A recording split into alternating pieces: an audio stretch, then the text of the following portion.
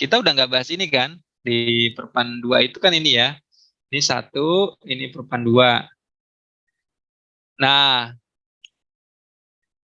ini sama ini bedanya apa nih?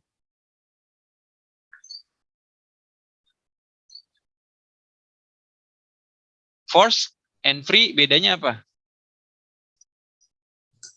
Paling kalau dari saya singkatnya tuh Pak, kalau free kan ya bebas gitu Pak. Jadi dia gerakan fluidanya tuh yang mengalir di atasnya tuh disebabkan secara alami aja gitu Pak. Kalau yang force Oke, ini karena sesuai artinya atau namanya itu konveksi paksa, berarti fluida yang mengalir tuh dia secara paksa gitu Pak. Di atas oke, permukaannya kayak misalkan dikasih kipas atau dikasih ya pokoknya dikasih apa namanya kayak alat bantuan kayak kipas gitu gitu Pak. oke. Bisa kipas, bisa pompa ya, bisa kompresor ya. Iya Pak. Oke. Lalu di dalam force kan ada dua nih, internal sama eksternal sama internal. Apa bedanya?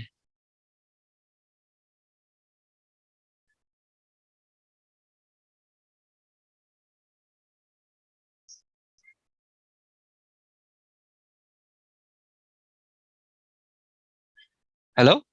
Suara saya nggak gema kan ya? Jelas kan ya? Jelas Pak. Jelas ya. Apa bedanya, Yo? Atau yang lain? Ini Ini kalau saya mau nerusin supaya nerusinnya enak ini. kalau dari saya kalau internal tuh dia kayak apa namanya terjadinya tuh di dalam gitu Pak, jadi dibatasi oleh permukaan padat. Kalau yang eksternal tuh Ya, nggak oke. dibatasi permukaan padat gitu Pak. Misalkan di dalam pipa ya, berarti sorry ini terbalik ke sini ya. Internal itu biasanya di dalam sebuah medium ya, bisa pipa ya, bisa ducting atau kalau eksternal berarti dia di ini pipa nih. Berarti dia kenanya di luar ya, gitu ya. Iya. Nah, oke. Berarti kan Anda udah tahu ini sama ini ya. Nanti dengan saya itu kita lanjut ya. Untuk konveksi itu ini dulu, free ya, yang free-nya dulu. Oke, baik. Nanti sebelum kita belajar ke free, saya jelaskan dulu dengan saya. Jadi, Mas-mas, yang pertama saya sudah diskusi sama Pak Budi sebelumnya, deal-dealan ya. Nanti yang hal-halnya tetap sama. Pertama, yang paling sama adalah weekly task itu tetap dikumpulin setiap minggu ya. Cuman bedanya menggunakan link yang saya kirim. Jadi Google Form yang saya kirim. Nanti saya kasih di grup. Itu bedanya itu aja. Kemudian yang kedua materinya itu saya akan upload di web TEL ya yang seperti Perpan 1 ya, itu bedanya yang kedua. Kemudian yang ketiga di setelah UTS ini itu banyak sekali tugas besar ya. Mungkin sudah dijelaskan di pertemuan awal dengan Pak Bobi. Tugas besarnya itu adalah pertama semester project ya. Yang kedua adalah software ANSYS ya. Nah, sisanya sama saja gitu ya. Kalau Pak Bobi sering ada kuis nggak? Satu kali sebelum UTS itu ada Pak, Nah, ada ya. kuis. Kalau dengan saya tidak ya, tidak. Saya tidak terlalu ini kuis ya. Jadi saya mungkin lebih ke tugas besar itu dua. Nanti untuk penjelasannya setelah ini saya jelaskan. Ya. Jadi karena 1 minggu libur, kemungkinan kita hanya punya waktu 6 minggu tersisa. Ya, 1 minggu kan kemarin masa tenang tuh katanya libur. Jadi kita setelah UTS tuh 6 minggu tersisa. Nah, untuk tugas besarnya itu ada dua ya, apa saja. Nah, nanti sesuai dengan rencana ya, dua tugas besar itu akan ditaruh di sini. Mana ya? Coba. Nah, ini ya. Jadi tugas besar software ANSYS itu nanti dikumpul di maksimal di pertemuan 14 nih, sebelum masuk ke materi pertemuan 14 ya. Jadi kalau Anda hari Selasa, ini ya minimal tadi malam ya, ngupload. Ini untuk ANSYS. Kemudian yang ke-15 kita akan melakukan presentasi semester project. Jadi bedanya itu aja, yang lainnya sama kuliahnya. Nah, kemudian yang diajarkan itu nanti selain konveksi bebas ada 2 macam yang baru ya. Yang pertama itu yang baru adalah perpindahan panas pada proses pendidihan atau evaporasi ya bahasa Inggrisnya, dan kondensasi. Kemudian yang selanjutnya adalah memahami konsep awal heat exchanger ya. Jadi tambahannya itu. Jadi kita setelah UTS ini akan belajar tentang konveksi bebas, evaporasi dan kondensasi. Yang ketiga adalah dasar heat exchanger ya. Meskipun mata kuliah khususnya ada, tapi dasarnya. Itu sesuai dengan kurikulum asosiasi teknik mesinnya. Jadi sama. Nah, itu 3 yang beda. Nah, yang beda mungkin yang agak colok lagi adalah saya akan seluruhnya menggunakan buku Infopera ya. Kalau Anda mau menambahkan dengan buku CengL silakan. Ya. Karena buku Infopera itu yang teknik yang dipakai lebih banyak kampus di tinggi di Amerika.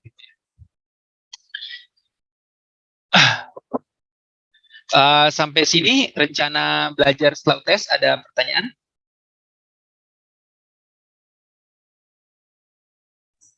Izin Pak, berarti nanti belajar ANSYS ya Pak? Ya. Sebenarnya bukan belajar sih, lebih ke tugas langsung ya. Gitu. Nah, kalau untuk ANSYS sendiri kan itu kan kalau dulu kan gede tuh Pak aplikasinya. Terus kalau tugas setahu saya harus ada semacam kayak ininya, apa namanya, perantaranya, jadi kita nggak bisa ini sendiri gitu Pak. Jadi gimana tuh Pak? Ada apanya? Suaranya Kalau apa? kalau download kan gede tuh Pak ANSYS. Nah, kalau di website biasanya harus ada semacam itu nanti minta aja ke kakak kelas banyak ya. Jadi sekalian berinteraksi tuh kakak kelas di grup tel tuh banyak yang punya. Ya. baik. Nah, ada pertanyaan yang lain sebelum saya jelaskan tugasnya? Oke. Kalau nggak ada, lalu tugas ANSYS itu ngapain ya? Jadi gini Mas ya. Pertama, kalian itu cari softwarenya. Bisa download, bisa minta ya. Atau yang paling mudah itu beli bajakan ya. Jadi kalau Anda lihat di Shopee itu banyak ya. Nah, mungkin beli satu untuk satu kelas atau satu angkatan tuh. Kalaupun nggak punya uang, minta kirimin aja ke kelas cari ya. Ini kan sampai pertemuan ke-14 tugasnya, jadi nanti cari aja. Yang pasti punya itu kalau di grup TL itu Zaki ya. Anda kenal Zaki atau cari yang lain ya. Nah, di situ silakan Anda nanti berdiskusi dengan teman-teman Anda. Yang kedua, Anda bisa pilih yang ANSYS-nya tidak terlalu tinggi aja gitu ya, yang versi yang paling menengah dan rendah lah ya. Karena tugasnya belum berat ya. Yang ketiga, nanti tugas ini adalah tugas individu. Jadi setiap orang harus bikin ya, bukan kelompok ya kalau ANSYS individu. Kemudian yang keempat, nanti tugasnya disubmit seperti layaknya semester project, tapi memiliki bobot yang berbeda. Kalau nggak salah ya 10% kayaknya ya. Itu di Pak Bobi mungkin udah menjelaskan 10%. Nah, selanjutnya tugas itu akan dipresentasikan ya oleh perwakilan kelas. Nah, perwakilan kelasnya silakan Anda tunjuk saja gitu ya, atau Anda diskusi saja. Jadi satu kelas satu. Nah, yang dijelaskan apa? Yang dijelaskan adalah Anda buka software ANSYS-nya, kemudian Anda jelaskan isi atau kegiatan yang Anda lakukan. Nah, lalu pertanyaannya tugasnya mana, Pak?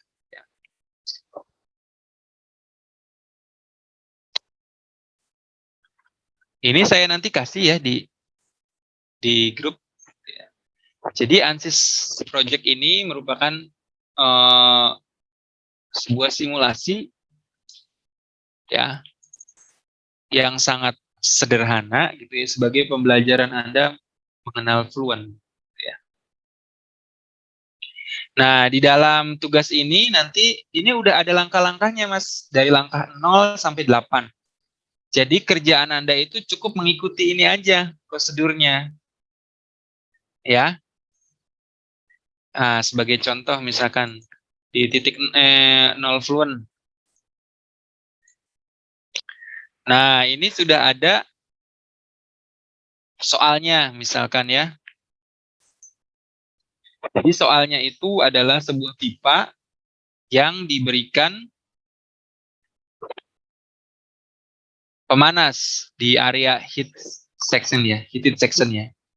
Ini di sini nih.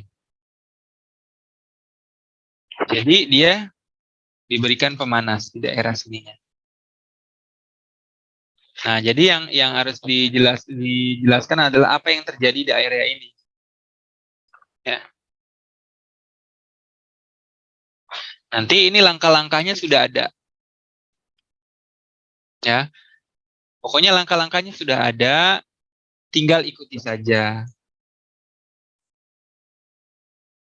Dari 0 sampai 8 ya. Nah, nanti hasil akhir benar atau salah saat menggunakannya itu Anda lihat aja di bagian ketujuh ternyata. Nah, jadi ini adalah hasil-hasil dari simulasi yang dilakukan ya. Jadi nanti bisa kelihatan nih benar atau salahnya ya dari grafik-grafik ini. Ya, gitu. Nah, nanti saya share di sini. Nah, itu ini adalah salah satu tugas dari mahasiswa S1 lah ya, S1 di Cornell ya, Cornell University Amerika. Cornell kah ya? Nah iya nih, Cornell University Amerika ya. Jadi sama tugasnya, cuman mereka lebih banyak, Anda cuma satu sampel. Nah, saran saya ya, jangan menganggap tugas ini itu beban ya. Harusnya Anda happy dikasih tugas sama saya untuk tahu ANSYS gitu. Anda sampai semester berapa ini? 5 ya? Kayaknya nggak pernah tahu ANSYS ya. Nah, itu aneh di teknik mesin untuk konversi energi itu ya, aneh. Nah, jadi jadikan tugas ini itu tugas yang sangat menyenangkan gitu. Bisa mengetahui software baru ya. Nah, jadi ANSYS itu apa ya? Jadi ANSYS itu apa bedanya misalkan sama Solid dan yang lain? Jadi kalau Solid sama yang lain itu kan ada CAD, CAE ya, CAE ya, Computer Aided Design sama Computer Aided Engineering. Nah, kalau yang ini adalah ANSYS itu CAE ya. Nah, kalau misalkan Anda di Solid itu umumnya Anda membuat benda ya, menggambar teknik benda, modeling benda. Tapi Anda nggak bisa tuh, bisa sih, tapi nggak terlalu hebat sehebat ANSYS. Misalkan mensimulasikan bagaimana membuat pompa, ya, atau misalkan bagaimana yang paling sederhana adalah membuat casing mobil. Misalkan. Nah, ini saya contoh ini ya, ANSYS ya.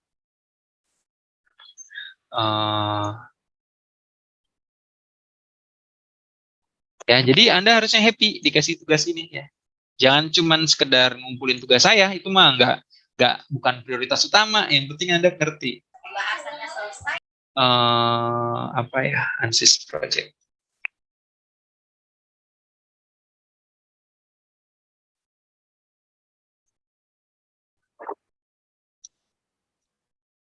Kalau ada kendala, ya, jangan tanya saya, ya. Kalau ada kendala, cari solusinya sendiri. Diskusi sama temen, diskusi sama kakak kelas, diskusi sama tim TL, ya, siapapun di situ yang bisa ansis, ya, supaya Anda bisa belajar sendiri. Nah, ini contohnya, ya. Bagaimana membuat apa namanya, reduksi drag, atau supaya angin yang kena di sini misalkan rendah, ya, dragnya. Ya, kemudian misalkan ini, ya, apa namanya, untuk balap, ya, dan yang lain-lain nih banyak. Kalau yang di heat transfer nih, coba.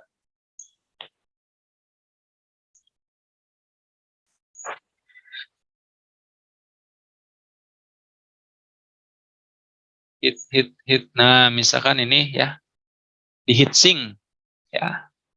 Nah, jadi bisa seperti itu. Nah, ini, ya.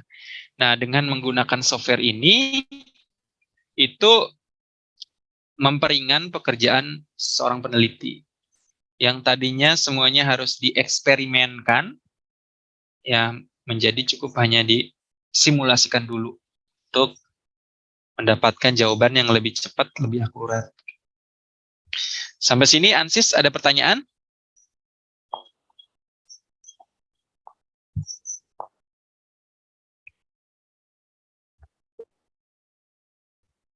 Ada pertanyaan soal Ansis?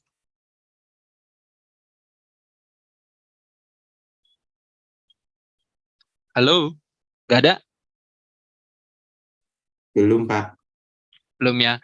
Nah, jadi sekali lagi saya wanti-wanti, gunakan kesempatan tugas ini sebagai eksplorasi memahami Ansis, bukan hanya sekedar hanya ingin selesai tugasnya gitu, ya. Itu mah gampang, di copy ya bisa kan. Tapi harusnya menjadi kesempatan untuk paham, ya.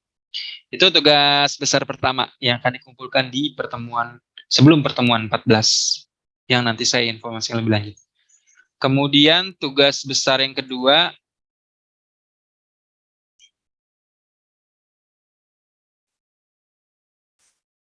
itu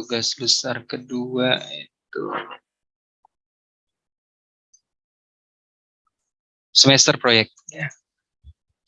Yang akan dikumpulkan maksimal di pertemuan 15. Yang akan dipresentasikan di pertemuan 15, ya.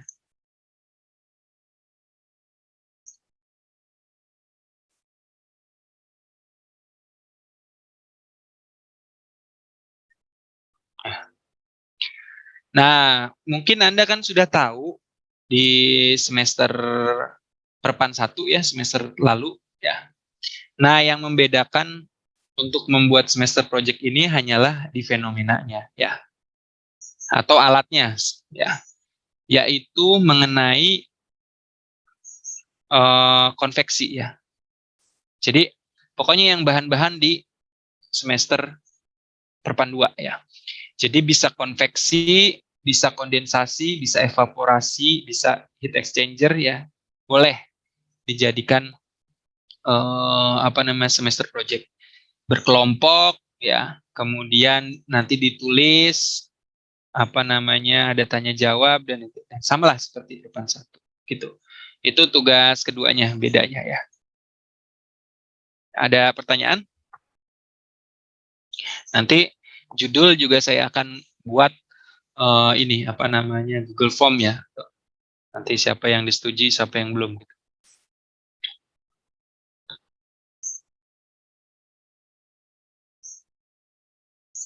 Ada pertanyaan?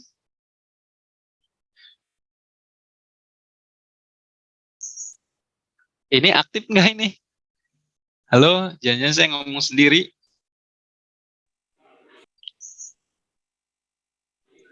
Belum ada pertanyaan, Pak. Belum, oke. Mudah-mudahan tetap aktif, ya. Nanti saya takutnya saya ngomong sendiri.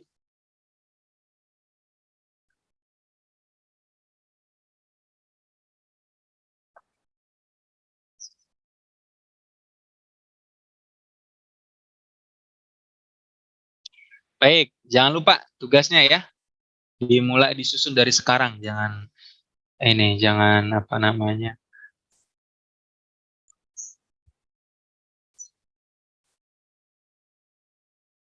Nah, ini kenapa sekarang ada ininya ya? Kelihatan, Mas? Terlihat, Pak. Ya, Kelihatan, Pak. baik. Ininya kok kecil. Nah, ya. Jadi kita akan lanjutkan ke materi konveksi bebas. Ya. Tadi sudah dijelaskan bahwa perbedaan konveksi paksa dengan konveksi bebas. Ya. Kalau konveksi bebas itu apa tadi? Halo? Kalau konveksi bebas itu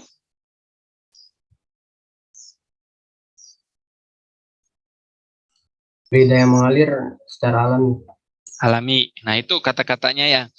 Nah, kalau misalkan itu mengalir secara alami, berarti seluruh proses perhitungan dan persamaannya akan berubah. Ya. Nah, kita lihat dulu fenomena-fenomena ini bisa ini biasanya ya dikecilin gimana?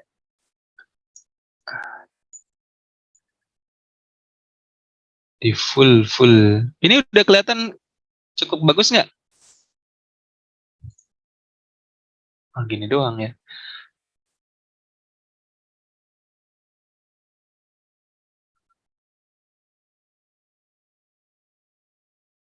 Bagus lah ya. Nah, ini adalah beberapa fenomenanya ya. Nah, kita coba lihat nih apa yang terjadi. Nah, ini contoh sampel yang pertama ya. Misalkan ada pelat nih yang disusun berdiri ya. Ya. Kemudian pelat ini dipanasin. Ya, jadi nih saya kasih tanda nih, pelat ini dipanasin. Ya. Nah, maka secara alami udara akan naik. Ya. Udara akan naik dari bawah ke atas. Jadi mengalir secara alami dari area sini ke area bawah. Nah, ini boundary layer-nya yang dipelajari sebelumnya ini seperti ini kira-kira. Ya. Nah, ini kenapa bisa naik? Ya, karena suhu di sini kan meningkat. Ya, suhunya meningkat. Kalau suhu meningkat itu menyebabkan massa jenisnya menurun ya. Ya, karena massa jenisnya menurun sehingga dia jadi ringan, lebih ringan, maka dia akan secara alami naik. Ya. Sehingga akan membentuk profil kecepatan seperti ini kurang lebih dengan boundary thickness yang sesuai platnya ya. Kemudian kalau melihat dari sisi thermalnya atau panasnya ya, maka thermal distribusi yang terjadi di kira-kira gambar yang ini, garis yang merah ini. Jadi semakin dekat dengan plat, dia akan memiliki flux panas atau temperatur yang lebih tinggi ya, sesuai dengan jarak sampai ke area boundary thickness. Ya. Nah, ini boundary thickness-nya ya, yang ini disebut sebagai area free stream. Area aliran bebas. Sampai sini bisa dipahami? Nah, begitu pula kalau misalkan ada sebuah wire atau apa wire ya, kabel gitu ya, ini dipanasin ya, maka dia menyebabkan udara di sekelilingnya memanas kan, menyebabkan density-nya atau massa jenisnya turun, kemudian dia akan bergerak ke atas secara alami ya, sesuai dengan boundary thickness-nya. Jadi ini kecepatan profilnya kira-kira seperti ini ya, dia akan ke atas udaranya. Nah, begitu juga kalau dari samping, nah, dia juga akan Dipermudah ke atas. Nah, itu kira-kira fenomena yang paling sederhana dari free konveksi. Ya. Gitu. Sampai sini ada yang kurang jelas? Nanti kalau kurang jelas diinterupsi aja langsung.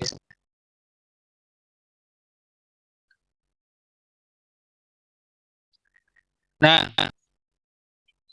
untuk menghitung bagaimana menghitung transfer panas yang terjadi pada fenomena free konveksi ya. Jadi kan kalau transfer panas saya sudah bilang cuman kebanyakan itu mencari apa. Yang pertama ini model transfer panasnya apa, kemudian berapa besarnya ya. Berapa besarnya. Nah, sekarang kita akan mencari tahu berapa besarnya energi panas yang tertransfer akibat dari free konveksi. Nah, cara prosedur mencarinya ya.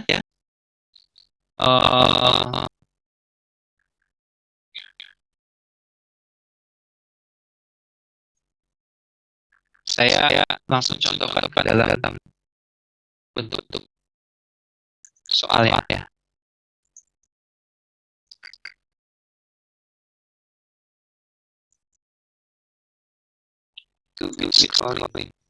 Oh, gini. Oke.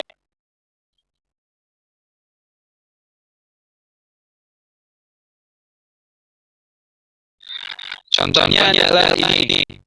Ya, saya berikan contoh nih. Soalnya adalah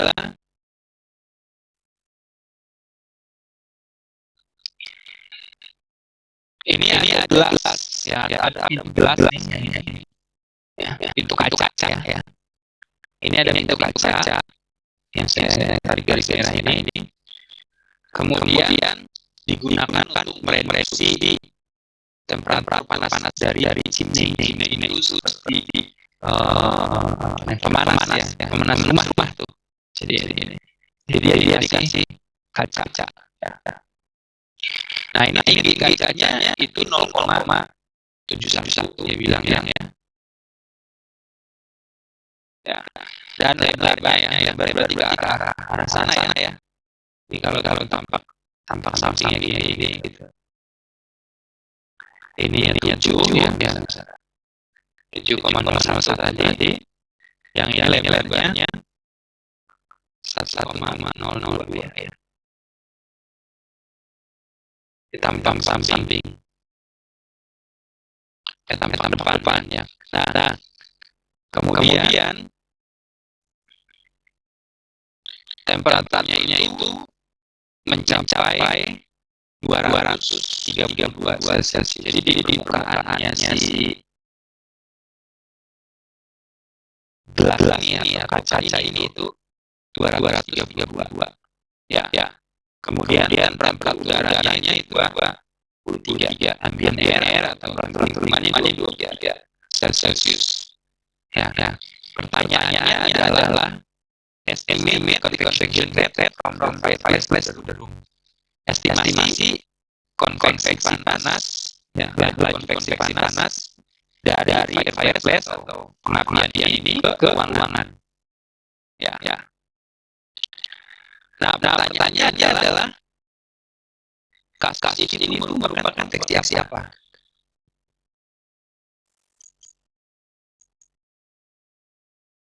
Ayo. Konveksi apa?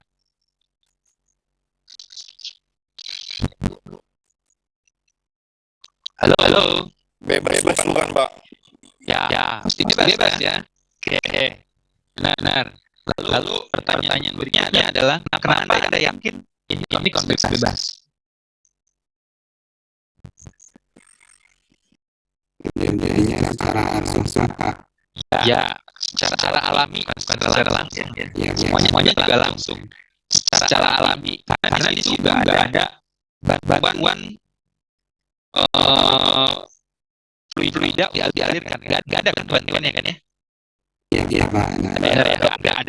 Nggak ada kipas, nggak ada pen, nggak ada macam-macam yang mechanical turn itu kita nggak ada. Jadi ini pasti yang saya sebut ya pasti ini free konveksi ya. Pasti free konveksi. Nah, lalu pertanyaan akhir dia adalah berapa sih transfer panas ya yang terjadi akibat free konveksi ini. Nah, lalu gimana nih cara mencarinya? Nah, proses mencari heat transfer free konveksi ya dari heat free konveksi itu yang pertama adalah kalian mencari temperatur film ya. Jadi mencari temperatur film. Nih temperatur film. Nah, temperatur film itu adalah temperatur yang terjadi antara kaca pada kasus ini ya dengan lingkungan. Berarti ini temperatur film itu adalah temperatur surface ya ditambah temperatur ambien dibagi dua. Ya, lalu diubah ke Kelvin. Jadi harus dirubah ke Kelvin. Paham? Lalu Kak ini Kak siapa kira-kira?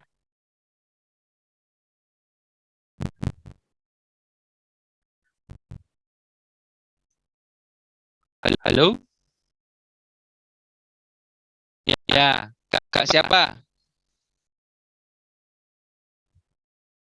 Oke. Ini bisa dicari di mana? Di tabel thermophysical properties. Ya. Di tabel thermophysical properties. Ya. Yang ini bukan Kak apa? Bukan Kak kaca ya. Tapi ini adalah Kak udara. Kalau Kak kaca itu kan terjadinya konduksi bukan konveksi. Jadi ini adalah Kak udara yang ada di lingkungan sekitar pada temperatur film ini. Ya, nanti cara-caranya saya jelasin. Ini saya urutin dulu. Kemudian mencari Kak udara, mencari viskos dinamik ya. Udara, mencari besaran alfa udara, Prandtl ya, dan juga beta. Ya. Beta itu rumusnya adalah 1 per T film. Ya, 1 dibagi temperatur film. Gitu. Kemudian setelah semua informasi ada, selanjutnya yang dicari adalah Rayleigh number. Nah, ini ada besaran baru ya, non-dimensionless atau besaran tidak berdimensi. Sama seperti Grasov, sama seperti Reynolds ya, sama seperti Nusselt yang nggak punya dimensi atau satuan gitu ya. Rayleigh number. Ya.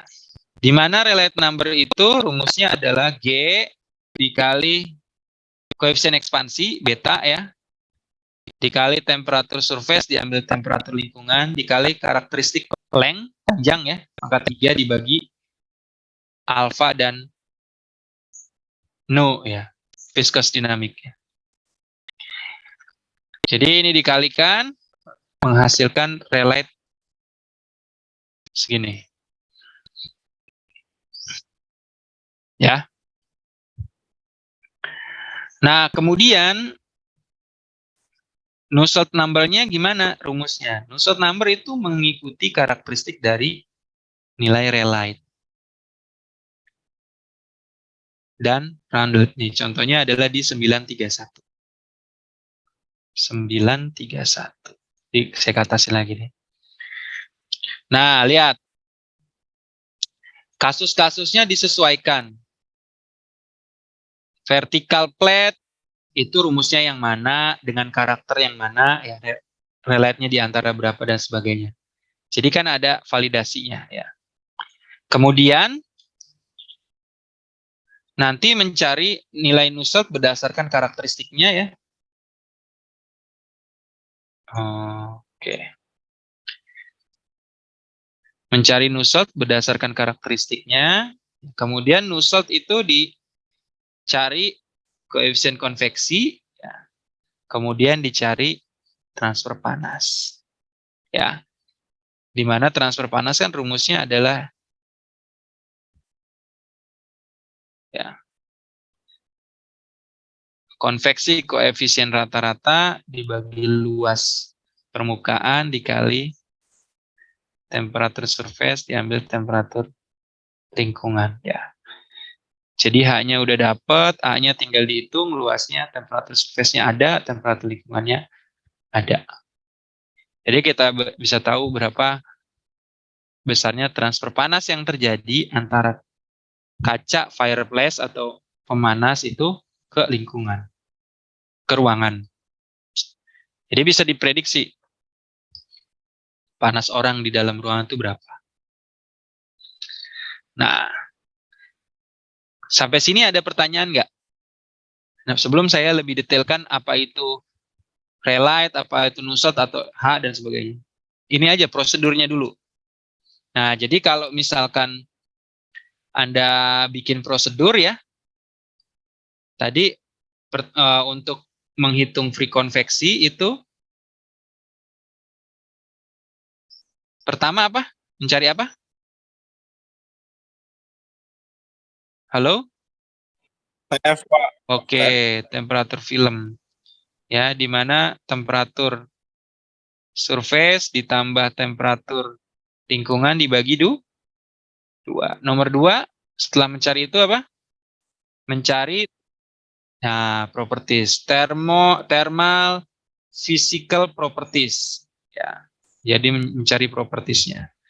Di antaranya biasanya yang digunakan adalah konduktivitas termal udara, Nu-nya, ya, viskos dinamiknya, kemudian alfanya dan Prandtl. Kemudian yang ketiga adalah mencari beta, ya, koefisien ekspansi dengan rumus 1 per temperatur film. Kemudian berdasarkan nilai-nilai itu kita mencari nilai relight, ya, relight number, kemudian mencari Nusselt number-nya berdasarkan persamaan yang cocok, ya. Kemudian diakhiri dengan mencari transfer panas. Gitu, ya. Jelas, ya? Nah, ini harus mohon ditulis nih atau diingat nih.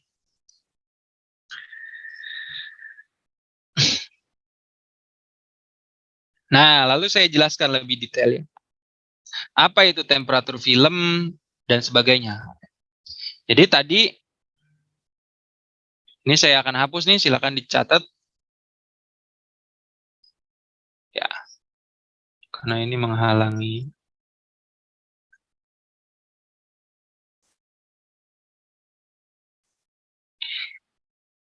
Nah, temperatur film itu, ya, temperatur film itu adalah temperatur yang diestimasi film, ya. Film itu lapisan tipis, ya, di antara permukaan ini kira-kira, ya. Jadi kalau temperatur film itu ini saya nggak persis bisa titik, ya, ibaratnya di hampir nempel ke permukaan tapi enggak gitu, ya. Karena lapisan tipis. Nah, di area ini maka ini bisa diprediksi dengan temperatur permukaan pelatnya berapa dengan udara rata-rata kira-kira di antaranya gitu.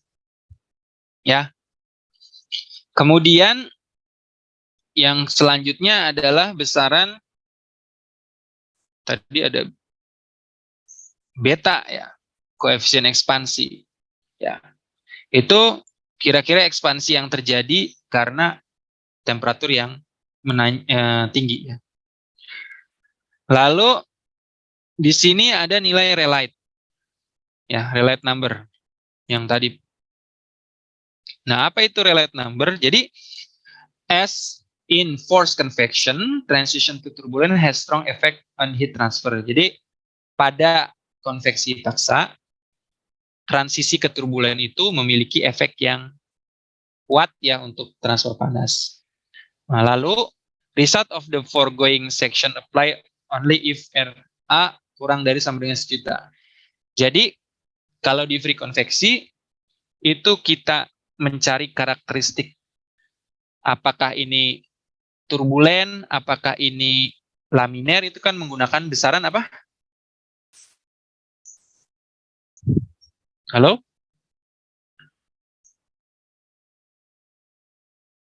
Menggunakan besaran apa? Kalau mencari nilai turbulen, mencari nilai laminar,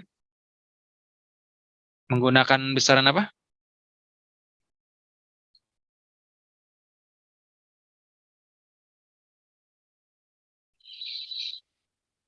Halo?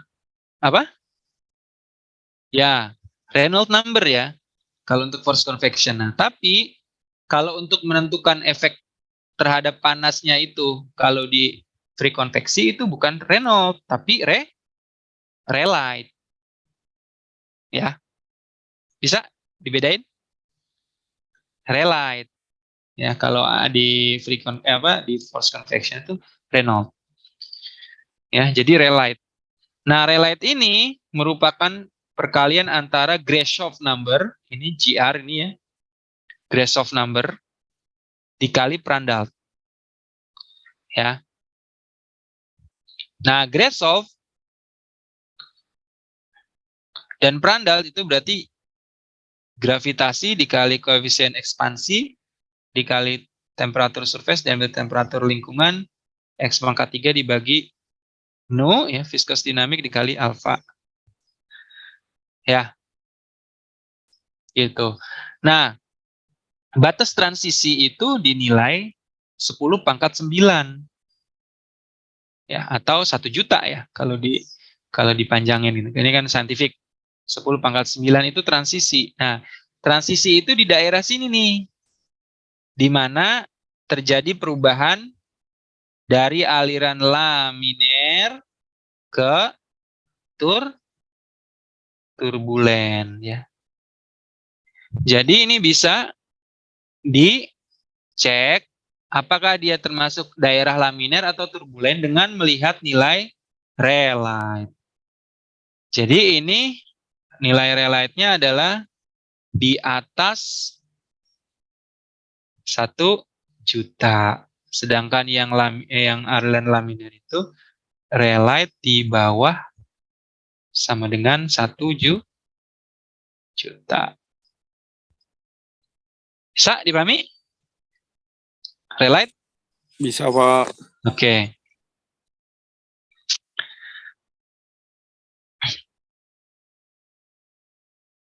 Nah, kemudian setelah kita mencari nilai Rayleigh, maka kita mencari nilai Nusselt. Nah, kita tahu bahwa nilai Nusselt itu kan H L per K ya. Konveksi koefisien karakteristik panjang dibagi konduktivitas termal. Nah, atau bisa kita fungsikan bahwa Nusselt di dalam free konveksi merupakan fungsi dari Rayleigh. Ya. Jadi Nusselt itu fungsi dari Rayleigh ya. Pak, mohon maaf, Pak. Untuk tadi nilai RE itu 1 pangkat 9 itu 10 pangkat 9 itu bukannya 1 miliar, Pak? Ya, 1 miliar. 1 Tadi miliar Bapak ya. 1 juta. Saya 1 juta ya. Oke, 1 miliar. 1 miliar ya. Oke, maaf. Nah, jelas ya, Mas Wahyudin? Saya ngomong 1 juta ya. Iya, Pak. Tadi 1 miliar ya. 1 miliar. Nah, kemudian fungsi dari Rayleigh ya, itu kan ini merupakan persamaan formula empirik kan. Empirical. Ya. Nah, lalu untuk mencari nilai Nusselt persamaan yang cocok itu yang mana? Karena Nusselt itu banyak banget ya, itu empirical formula ya. Ada yang dikeluarkan oleh misalkan Zukaukas, ya, orang yang menemukan misalkan si relate sendiri, misalkan Nusselt ya, dan sebagainya. Nah, itu ekspresi pemilihan dari nilai Nusselt sendiri, rumus Nusselt sendiri itu dipengaruhi oleh fungsi relate. Ya, nah contohnya misalkan ini. Dan tentu saja dimensi, geometri ya. Misalkan yang vertical plate, maka ada 1, 2 rumus. Ya. Kemudian, ini vertical plate aja, nanti deh. Ya, vertical plate aja dulu. Nah, ini relate-nya dari berapa sampai berapa, gitu ya. Nah, dia bilang bahwa for laminar flow, ya, berarti relate-nya yang di antara nilai berapa nih? 10.000 ya sampai 1 miliar. Ya, 10.000 sampai 1 miliar nilai relate-nya. Maka menggunakan karakteristik koefisien C dan N-nya adalah sekian. 0,59 dan 1/4. Dan for turbulent flow, ya turbulent di antara 1 miliar dan berapa ini nih? 10 triliun ya. 10 triliun nilai relate-nya maka menggunakan karakteristik koefisien C 0,1 dan N 1/3. Ya. Gitu. Nah, ini contoh adalah persamaan yang dibuat oleh Churchill namanya, Enchu. Ini Churchill, Enchu. Ini korelasi Churchill dan Chu.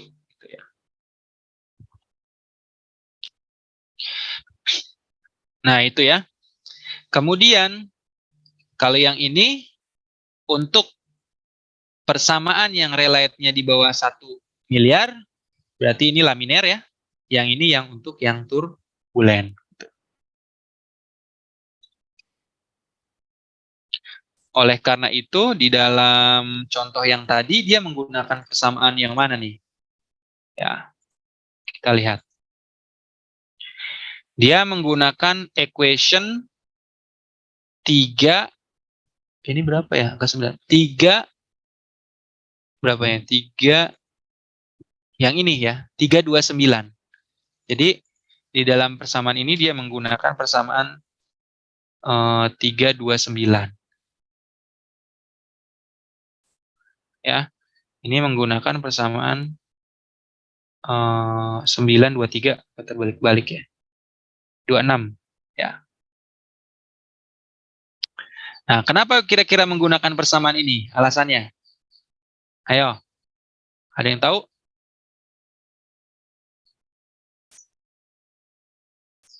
Menggunakan persamaan yang di atas tadi, 926. Kenapa ya? Karena apa? Yap. Ya, ini mungkin kurang kelihatan ya. Ini nilainya adalah kira-kira 1,8 M. Ya, ini 9 nih, pangkat 9. Karena ini lebih dari 1 miliar, berarti menggunakan yang persamaan untuk karakteristik aliran turbulen.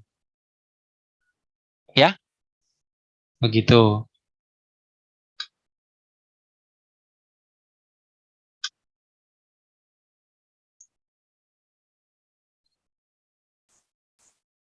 Nah, sampai sini ada pertanyaan nggak?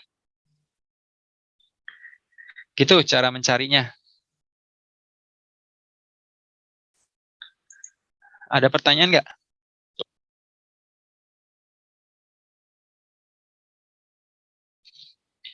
Iya, kan tadi kurang dari sama dengan kan ya? Ya, 1 miliar. Ada yang lain?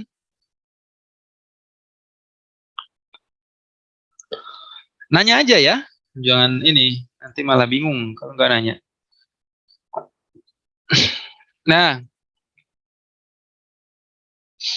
itu seperti itu prosedurnya. Lalu untuk geometri-geometri yang lain gimana Pak prosedurnya? Jadi prosedur menghitungnya sama. Temperatur film, cari physical properties, cari relight, cari beta ya, ekspansi thermal ya. Kemudian cari relight, kemudian relight-nya nilainya berapa, lalu cari persamaan yang cocok Nusselt, kemudian mencari H, konveksi koefisien, lalu mencari Q. Jadi semuanya prosedurnya sama begitu.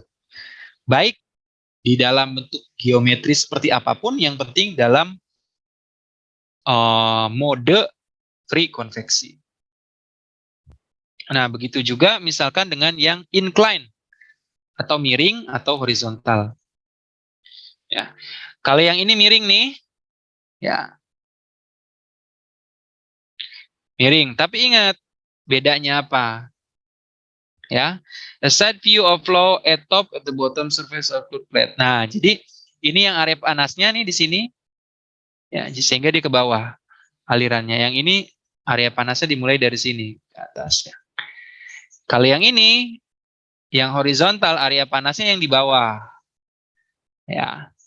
Kemudian kalau yang ini area panasnya itu dimulai di yang atas. Jadi ini makanya udaranya ini kelihatannya yang apa namanya bergerak gitu ya. Perbedaannya posisinya gitu.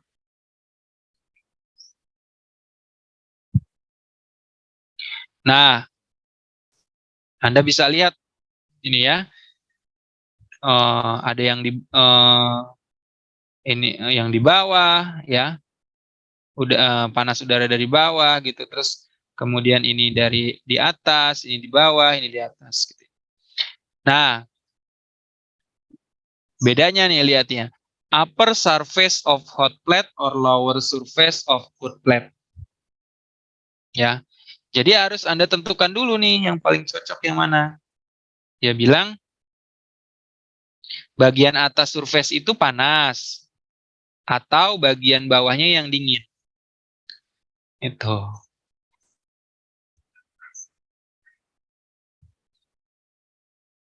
Ya. Kemudian atau misalkan lower surface of hot, ya bagian bawahnya yang panas, bagian atas yang dingin. Pakai persamaan yang ini. Gitu. Jadi kalau misalkan ada benda yang horizontal gini ya, kemudian bagian yang panas itu yang ini. Yang ada jari-jarinya. Kira-kira pakai persamaan berapa?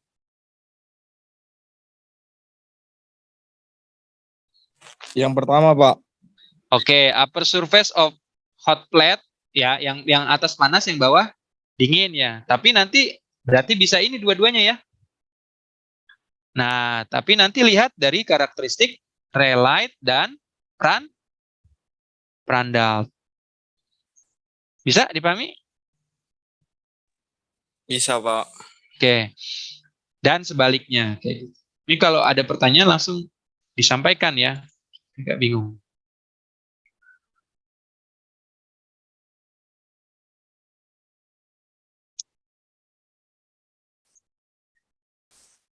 Nah, kalau yang silinder, ya silinder ini persamaannya. Ya. Silinder ini persamaannya, dia tetap fungsi relight. Kalau yang tadi kan kalau panjang menggunakan relight karakteristik length panjang. Kalau ini kan relight menggunakan karakteristik di diameter ya. Bedanya. Tapi Nusselt itu tetap merupakan fungsi dari relight. Dia jadi ini independent variable, ini dependent variable. Jadi ini dipengaruhi ini ya. Nah, persamaannya ini ya, yang membedakan adalah dia menggunakan relight diameter di bawah 1 triliun. Rasanya hampir banyak aplikasi yang di bawah 1 triliun ya. Berarti ini bisa kena laminer juga, bisa kena sebagian turbulen juga ya. Gitu. Nah, yang beda adalah di karakteristik C dan N. Ya, jadi kan di sini ada karakteristik C dan N-nya. Dibesarin ya, kelihatan.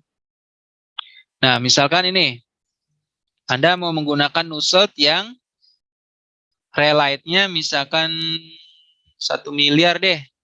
Berarti di antara ini ya, 1 miliar itu. Berarti C-nya segini, N-nya segini. Berarti persamaan Nusselt rata-rata diameter, ya kalau ada topi ini rata-rata ya. Rata-rata kan D dibagi K itu bisa juga sama dengan C-nya berarti ini 0,125 dikali relight pangkat N 0,33 itu sepertiga ya dikali dia enggak ini itu ya. Jadi persamaannya untuk yang bentuknya long horizontal cylinder. Ya, jadi gini kira-kira. Ya. Misalkan di sini ada konveksi bebasnya. Gitu.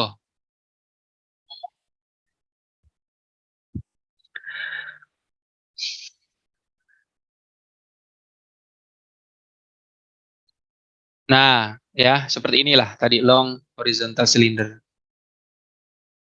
Nah, untuk yang spare itu bulat-bulatan ya, bolaan ya.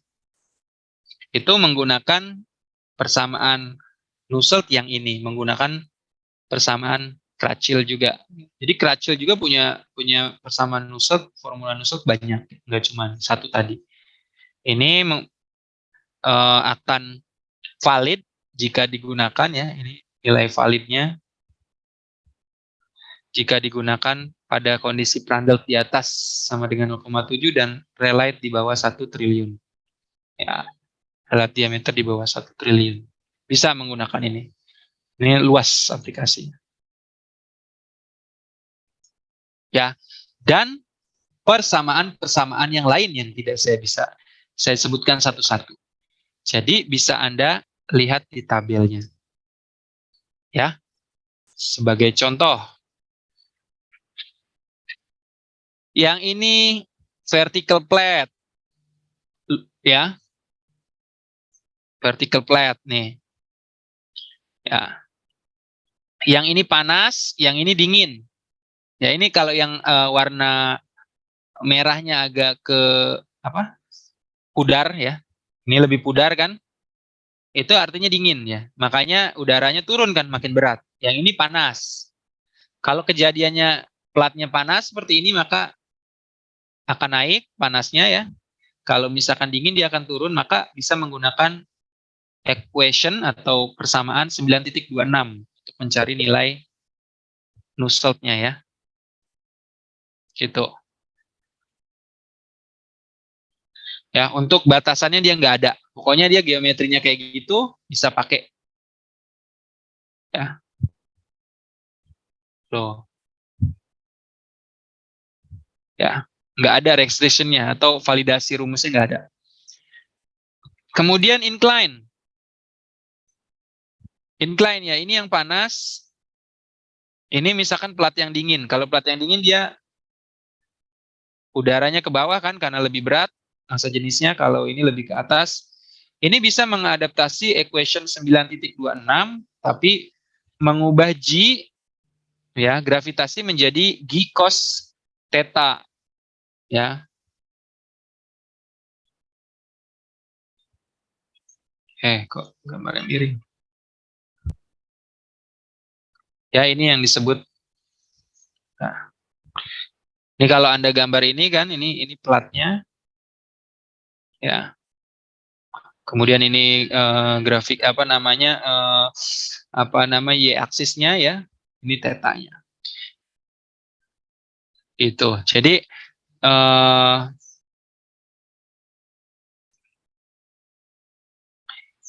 dia adalah besarnya dari cos theta gitu. Nah, apa yang diadaptasi dari ini? G menjadi G cos theta. Nah, saya balikin lagi rumusnya. G di mana yang akan dirubah? Di sini ya.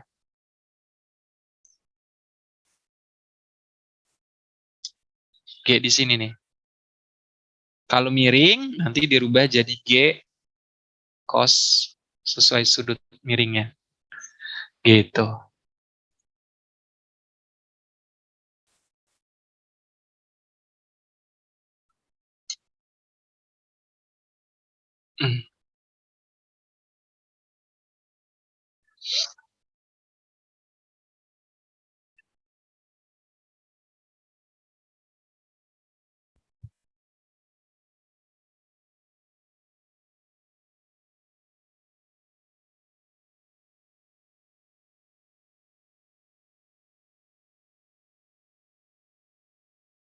Kemudian untuk yang seperti ini ya, dia bilang hot surface up. Nah, ini bagian atasnya dingin atau cold surface down ya. Berarti dia ini platnya dingin. Kalau platnya dingin nih udaranya akan ke bawah, kalau platnya panas dia akan ke atas. Dia menggunakan equation 930 atau 931 di buku ini. Tapi tadi ada syaratnya ya. Ada syaratnya. Yang ini syaratnya adalah batasannya itu sudutnya antara 0 sampai 60 derajat Celcius derajat degree.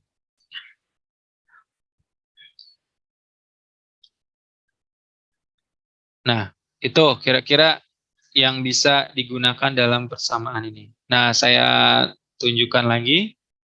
Nah, banyak sekali ya. Ada yang untuk horizontal, ada yang spare dengan validasi rumusnya apa ya. Nah, baik, itu. Ada pertanyaan sebelum dilanjut?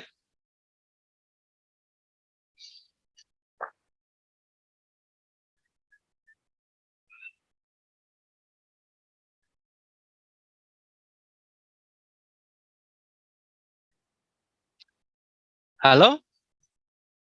Ini masih bersama saya atau sudah pergi? Masih, Pak. Masih.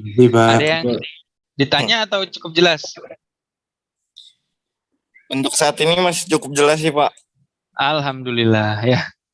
Jadi ingat ya, yang penting tadi prosedurnya apa, kemudian cara mencari nusselt ya.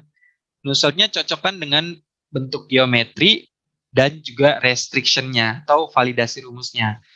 Kalau geometri ya berarti kan ada yang plat, ada yang bulat, ada yang silinder, ya bahkan plat ada yang lurus, vertikal ya, horizontal, terus miring gitu ya. Dan restriction biasanya nilai relight dan nilai Prandtl ya. Dia masuk nggak ke range validasi itu ya. Jadi rumus itu kalau empirical itu digunakannya sangat spesifik gitu ya. Nah, lalu pertanyaannya Pak, kalau nggak ada nih rumusnya di sini, misalkan saya di tugas TA-nya ya, itu silindernya miring gitu ya, atau misalkan bolanya sejajar berdua gitu ya, 2 buah. Bagaimana nih cara mencarinya? Nah, sekali lagi di buku ini itu menjelaskan tentang konsep free konveksi dari berbagai fenomena yang paling umum dan paling dasar. Jadi kalau misalkan nggak ada yang cocok, maka Anda boleh cari di referensi lain yang sama melihat geometri dan juga karakteristik restriction-nya gitu. Jadi harus cari di yang lain. Nah, salah satu lagi ya. Lalu pertanyaannya Pak, bisa jadi kan Pak ada plat vertikal yang memiliki yang krusial misalnya rumusnya A, kemudian yang misalkan Wahyudin rumusnya B, ya. Penemu yang lain misalkan Adib rumusnya C gitu. Jadi yang mana yang benar? Nah, selama geometrinya cocok, kemudian validasinya cocok, itu semuanya sama-sama betul. Ya, jadi sama-sama betul. Tetapi kalau pertanyaannya mana yang paling bagus, maka harus melihat error atau deviasi kesalahan dari rumus itu. Ya, jadi ada rumus A misalkan setelah diteliti dia kesalahannya 5% dari prediksi, estimasi. Yang persamaan Wahyudi misalkan 10%, Adib 15%, maka pilihlah yang memiliki error paling kecil. Ya. Dari mana error itu bisa dilihat? Maka Anda harus membuka jurnal rujukan aslinya. Jadi waktu meneliti itu jurnalnya dibuka. Nanti ada kesalahan formula itu berapa persen. Ya.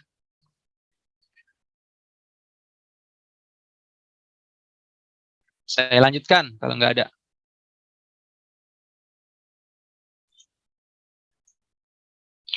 Nah, gimana kalau free konveksinya double flat? Misalkan dalam channel seperti ini nih. Ya, dalam channel ya. Jadi di sini ada surface 1, di sini ada surface 2. Nah, ini bisa terjadi kalau ada ambient fluid ya masuk, maka dia menjadi double boundary layer nih. Ya, double boundary layer punya celah S. Nah, gimana kalau kejadiannya gini? Nah, ini juga udah ada orang yang menemukan persamaannya ya, empiricalnya untuk nusseltnya. Jadi, menggunakan vertical channel seperti persamaan yang ini.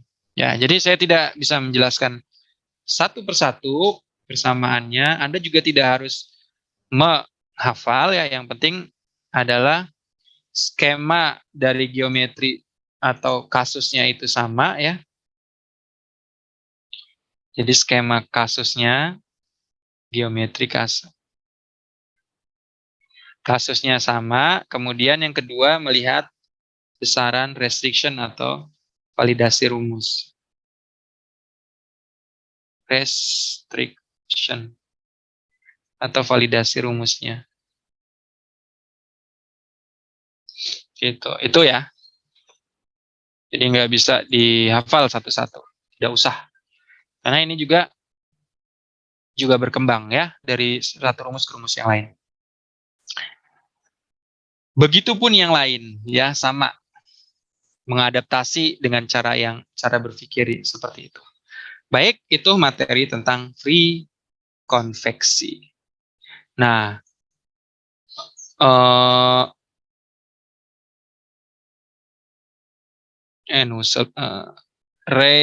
oke, Pak ini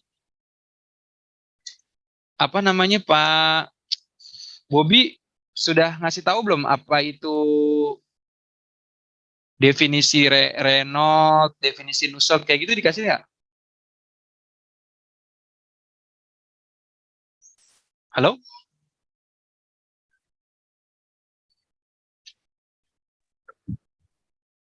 Halo?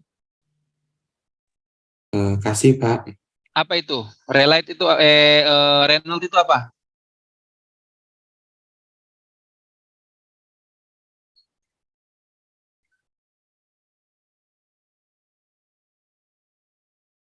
Apa?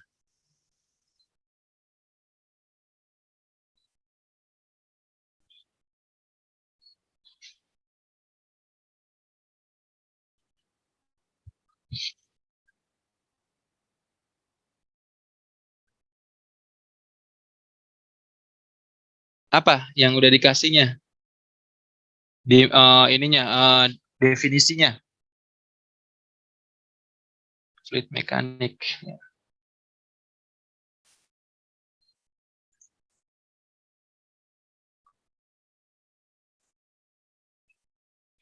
Buku saya kelihatan nggak? Ini Munson. Bukunya kelihatan nggak? Kelihatan, Pak. Nah, sebenarnya harusnya dipelajarinya di ini ya, beberapa di mekanika fluida ya. Ini saya lupa di sini ada tabel yang menarik. Nah, ini bagus nih.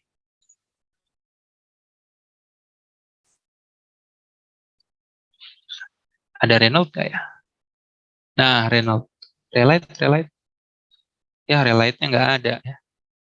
Jadi, setiap dimensionless group atau bilangan tidak berdimensi itu ya ada definisinya nih kayak gitu.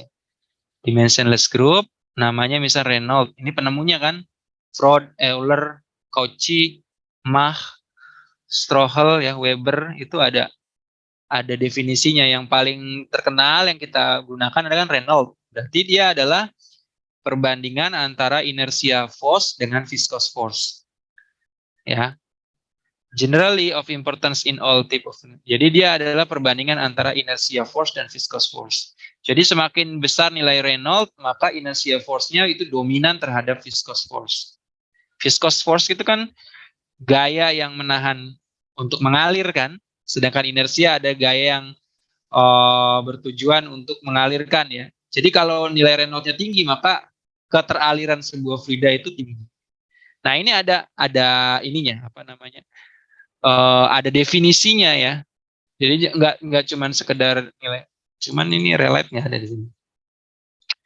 Nah, relate itu apa?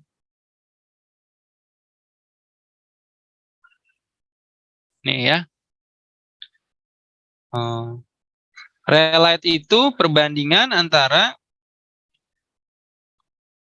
transport panas ya melalui difusi ya. Nah, transfer panas melalui konveksi gitu.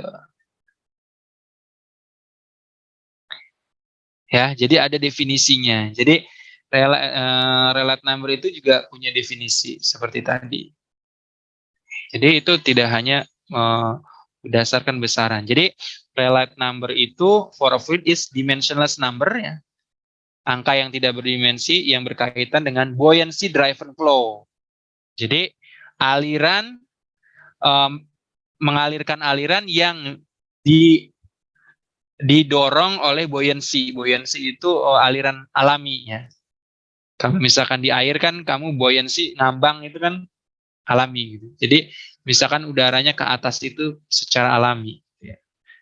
Kalau dikasih panas. Itu. Begitu, ada pertanyaan?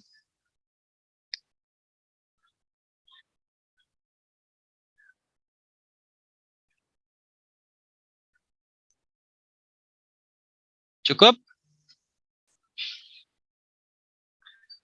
Halo? Cukup, Pak. Udah jelas ya. Jadi kelas ini kalau jam berapa itu namanya? 10.50 ada kelas nggak?